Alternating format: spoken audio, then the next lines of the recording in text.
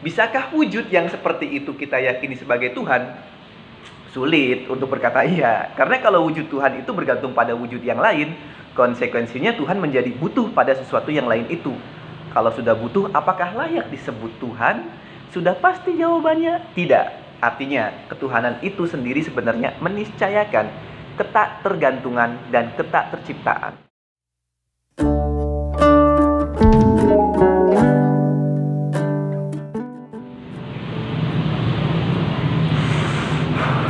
Hai teman-teman, selamat datang kembali di Filsafat Rindu.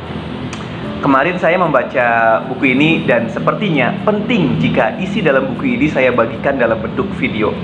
Buku ini berjudul Seri Ilmu Kalam Seputar Ketuhanan, karya Muhammad Nuruddin. Nanti teman-teman bisa cari sendiri bukunya untuk membaca lebih dalam lagi. Sepulang mengaji, saya masuk ke dalam rumah dan membuka laptop seperti biasanya. Yang saya lakukan tidak lain adalah menulis. Menulis artinya menggerakkan tangan untuk melahirkan tulisan. Dan tulisan yang ada di hadapan saya tidak mungkin terlahir kecuali dengan adanya kemampuan yang ada di dalam diri saya. Sebab yang namanya tulisan sudah pasti tidak mungkin mewujud dengan dirinya sendiri. Di mana ada tulisan, pastilah di sana ada yang menulis. Dan yang menulis itu dalam hal ini adalah saya. Kalau ada pertanyaan, apakah kemampuan saya bisa terkait dengan lahir tidaknya suatu tulisan? Dengan pertanyaan yang lebih jelas, apakah lahirnya tulisan itu berada dalam lingkaran kuasa saya? Sudah pasti jawabannya iya. Mengapa? Karena tulisan itu sendiri merupakan sesuatu yang bisa menerima keadaan dan bisa menerima ketiadaan. Bisa ada, bisa tidak ada. Karena dia bisa ada dan bisa tiada, maka jelas bahwa kemampuan dan kehendak saya berpotensi untuk menjadikannya ada. Sebagaimana kemampuan dan kehendak saya juga berpotensi untuk menjadikannya tidak ada. Karena itu, sebagai sesuatu yang menerima keadaan dan ketiadaan, lahir tidaknya suatu tulisan itu masih berada dalam lingkaran kemampuan saya. Bagaimana kalau saya diminta untuk membuat jari kelingking lebih besar dari keseluruhan tangan itu sendiri? Atau diminta untuk membuat baterai handphone lebih besar dari ukuran handphonenya? Atau saya diminta untuk membuat istri saya senang, tapi dalam saat yang sama saya juga diminta untuk membuat dia marah. Jelas, dua hal itu berada di luar kemampuan saya, karena keduanya memang tidak ada dan tidak akan pernah terjadi. Keduanya adalah perkara mustahil. Mustahil karena dirinya sendiri. Karena mustahil, maka dia tidak akan pernah ada. Karena dia tidak akan pernah ada, maka tidak mungkin dia diadakan oleh kemampuan saya. Dengan demikian, perkara yang mustahil berada di luar kemampuan saya, sebagaimana ia juga berada di luar kemampuan manusia-manusia lainnya.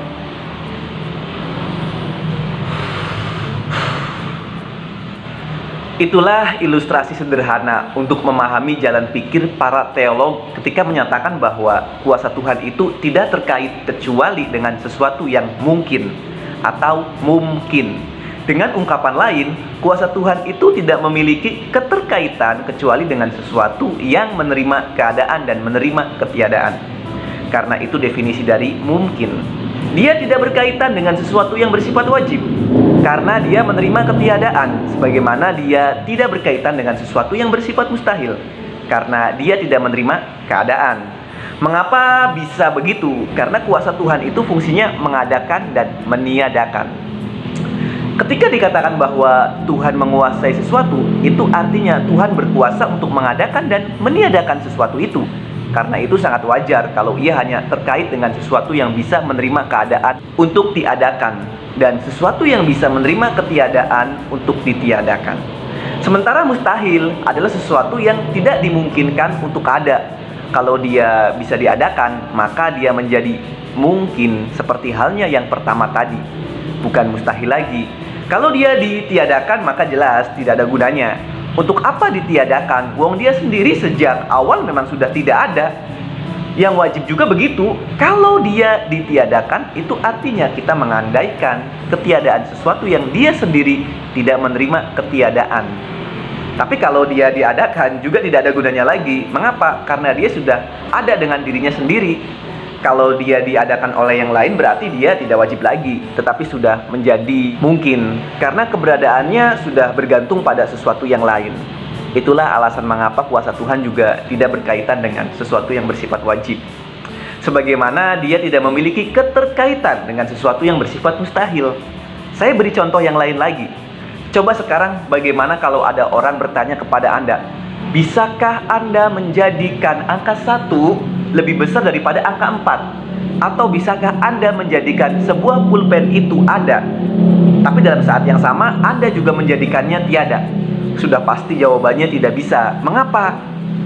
Mengapa tidak bisa? Karena sesuatu yang dijadikan bahan pertanyaan adalah sesuatu yang tidak bisa menerima keadaan.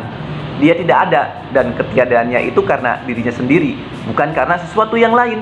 Karena dia tidak ada karena dirinya sendiri, maka tidak relevan bagi kita untuk mengajukan pertanyaan seperti yang saya sebutkan tadi. Sebab dengan mengajukan pertanyaan tersebut, kita mengandaikan keberadaan sesuatu yang tidak menerima keadaan karena dirinya sendiri. Inilah yang dalam bahasa para teolog disebut dengan istilah mustahil lizatihi. Sesuatu yang tidak ada dan ketiadaannya itu karena dirinya sendiri. Dan kuasa Tuhan sekali lagi tidak memiliki keterkaitan dengan sesuatu yang bersifat mustahil itu. Alasannya seperti yang sudah saya kemukakan tadi. Sampai di sini kita sudah mengenal 3 istilah penting, yaitu mungkin, wajib, dan mustahil. Dikatakan tadi bahwa kuasa Tuhan memiliki keterkaitan dengan sesuatu yang bersifat mungkin, tapi tidak memiliki keterkaitan dengan sesuatu yang bersifat wajib dan bersifat mustahil. Dia bisa terkait dengan sesuatu yang mungkin karena, sekali lagi, sesuatu yang mungkin itu bisa menerima keadaan dan ketiadaan, sementara dia tidak terkait dan tidak bisa dikaitkan dengan sesuatu yang bersifat mustahil. Karena sesuatu yang mustahil itu adalah sesuatu yang tidak bisa menerima keadaan, sebagaimana yang wajib tidak bisa menerima ketiadaan. Wujud yang wajib itu adalah wujud yang ada karena dirinya sendiri, bukan karena keberadaan sesuatu yang lain. Karena dia ada dengan dirinya sendiri, maka logika yang sehat akan mengatakan bahwa dia tidak perlu diadakan oleh wujud yang lain. Sebab kalau dia diadakan oleh sesuatu yang lain, itu artinya keberadaannya bukan karena dirinya sendiri lagi, tetapi sudah bergantung pada wujud yang lain, seperti halnya yang mungkin tadi. Para teolog menyebut wujud yang seperti ini dengan istilah wajibul wujud lizatihi, sesuatu yang ada dan keberadaannya itu karena dirinya sendiri. Dan yang menyandang sifat seperti ini hanyalah Tuhan. Nah, ketika Anda mengajukan pertanyaan, bisakah Tuhan menciptakan Tuhan? Sebetulnya, ketika itu, sadar atau tidak, Anda sedang mengandaikan keterciptaan sesuatu yang dia sendiri sudah ada karena dirinya sendiri, sehingga tidak perlu diciptakan oleh sesuatu yang lain. Singkat kata, Anda mengandaikan keterciptaan sesuatu yang dia sendiri pada dasarnya tidak menerima keterciptaan. Sebab kalau dia diciptakan, maka dia tidak menjadi wujud yang ada karena dirinya sendiri, wajibul wujud. Tetapi dia sudah menjadi wujud yang keberadaannya bergantung pada sesuatu yang lain.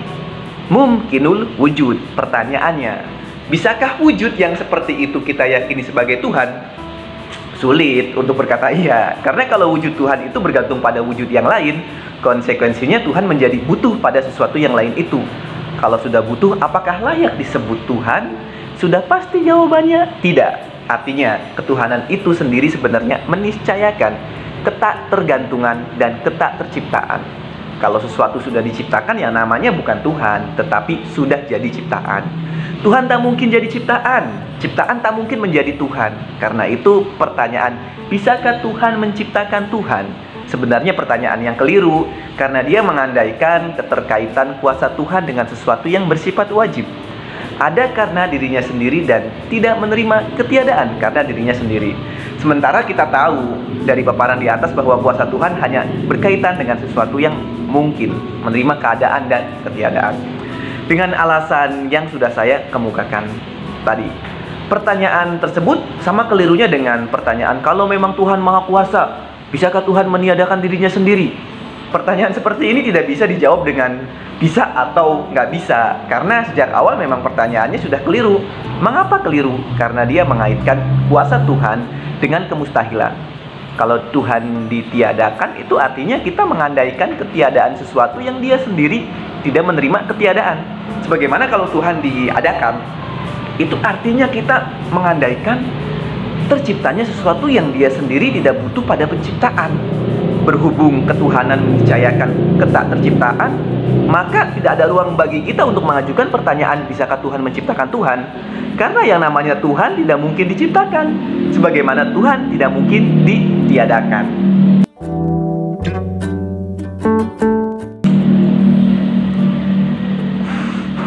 Baik teman-teman, temukan jawabannya di dalam buku ini ya.